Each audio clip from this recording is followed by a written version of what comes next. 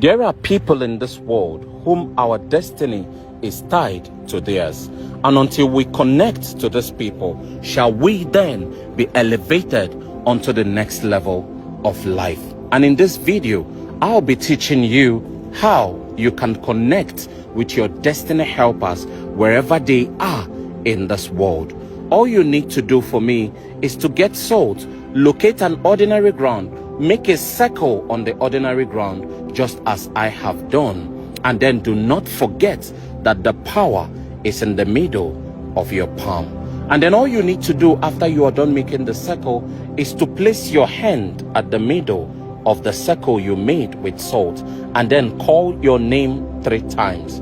After you are done, you will then say, I connect with all of my destiny helpers wherever they are in this world, whether in the east, west, north, or south.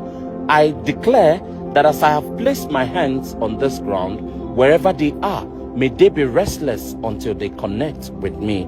And because I have spoken this word, so shall it be by the power in the blood of the Lamb. You will then remove your hand and touch your forehead